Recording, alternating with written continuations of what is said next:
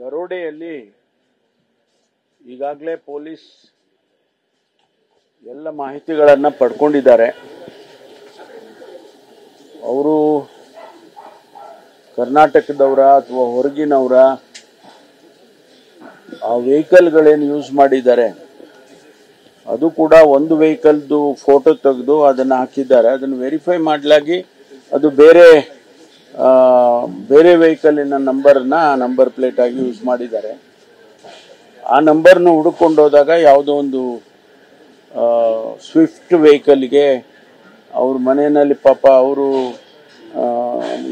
ಇರ್ತಕ್ಕಂಥ ವೆಹಿಕಲ್ ನಂಬರನ್ನು ತೊಗೊಂಡು ಯೂಸ್ ಮಾಡಿದ್ದಾರೆ. ಅದು ವೆರಿಫೈ ಆಗಿದೆ.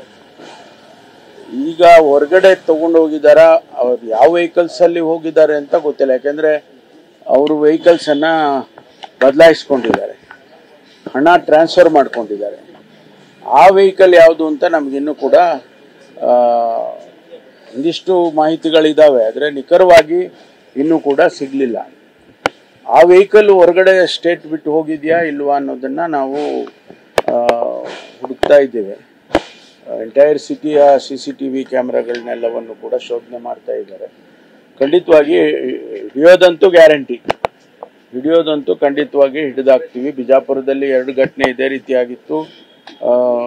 ಸಂಪೂರ್ಣವಾಗಿ ಒಡವೆ ಹಣ 58 ಕೋಟಿ ರೂಪಾಯಿದು ಒಡವೆ ಹಣ ಅದನ್ನೆಲ್ಲ ಹಿಡಿದಿದ್ದಾರೆ. ಇದನ್ನು ಕೂಡ ಅದೇ ರೀತಿ ಹಿಡಿಯೋದಕ್ಕೆ ಎಲ್ಲ ಪ್ರಯತ್ನವನ್ನು ಮಾಡ್ತಾ ಇದ್ವಿ. ಖಂಡಿತವಾಗಿ ಹಿಡಿತೇವೆ. ಸ್ಟೇಟ್ ಬಿಟ್ಟು ಹೋಗಿದ್ದಾರೆ ಇಲ್ಲ ಅನ್ನೋದ್ರ ಬಗ್ಗೆ ಕನ್ಫರ್ಮೇಷನ್ಸ್ ಇಲ್ಲ, ಅದು ಕೆಲವು ಮಾಹಿತಿ ಇದೆ, ವೆರಿಫೈ ಮಾಡ್ತಾ ಇದ್ದೀವಿ. ಆ ವೆಹಿಕಲ್ಸ್ಗಳೆಲ್ಲ ಯಾವ್ಯಾವ್ದು ವೆಹಿಕಲ್ಸ್ ಆಚೆ ಹೋಗಿದೆ, ನಮಗೆ ಬಂದಿರೋ ಮಾಹಿತಿಯ ವೆಹಿಕಲ್ಸನ್ನು ಕಂಪೇರ್ ಮಾಡಿ ಅದೆಲ್ಲ ಮಾಡ್ತಾ ಇದ್ದಾರೆ. ಟೆಕ್ನಾಲಜಿ ಯೂಸ್ ಮಾಡಿ ಈ CCTV ಕ್ಯಾಮ್ರಾದಲ್ಲಿ ವೆಹಿಕಲ್ಸ್ಗಳು ಯಾವ್ಯಾವ್ದು ಸಿಟಿ ಒಳಗಡೆ ಬಂದಿದೆ, ಆ ಸಂದರ್ಭದಲ್ಲಿ ಆ ವೆಹಿಕಲ್ಸ್ಗಳು ಆ ಏರಿಯಾದಲ್ಲಿ ಓಡಾಡ್ತಿತ್ತು ಎಲ್ಲ ಅವರಿಗೂ ಕೂಡ ವೆರಿಫೈ ಮಾಡ್ತಾ ಇದ್ದಾರೆ. ಎಲ್ಲ ವೆರಿಫೈ ಆಗ್ತಾ ಇದೆ, ಎಲ್ಲ ವೆರಿಫೈ ಮಾಡ್ತಾ ಇದ್ದಾರೆ. CCTV ಫುಟೇಜ್ಗಳೆಲ್ಲ ವೆರಿಫೈ ಮಾಡ್ತಾ ಇದ್ದಾರೆ. ಧರ್ಮಸ್ಥಳದ ಚಾರ್ಜ್ ಶೀಟ್ ಸಲ್ಲಿಕೆ ಅಲ್ಲ, ಅವರಿಗೆ ಕ್ಲಿಯರೆನ್ಸ್ ಕೊಟ್ಟಿದ್ದೇವೆ ನಾವು. ಸರ್ಕಾರದಿಂದ ನಾವು ಮೊದಲೇ ಕ್ಲಿಯರೆನ್ಸ್ ಕೊಟ್ಬಿಟ್ಟಿದ್ದೀವಿ. ಅವರು ಸಬ್ಮಿಟ್ ಮಾಡೋದು ಅವರು SIT-ನವರಿಗೆ ಬಿಟ್ಟಿರ್ತಕ್ಕಂಥದ್ದು ಮಾಡಬೇಕು. ಅವರಿಗೆ 90 ಡೇಸ್ ಇತ್ತಲ್ಲ, ಅದರೊಳಗಡೆ ಮಾಡಲೇಬೇಕಲ್ಲ. ಅವರು ಮಾಡ್ತಾರೆ. ಅಲ್ಲ, ಅವರು ಇವಾಗ ಸಬ್ಮಿಟ್ ಮಾಡಿದ ಮೇಲೆ ಕೊಡ್ತಾರೆ.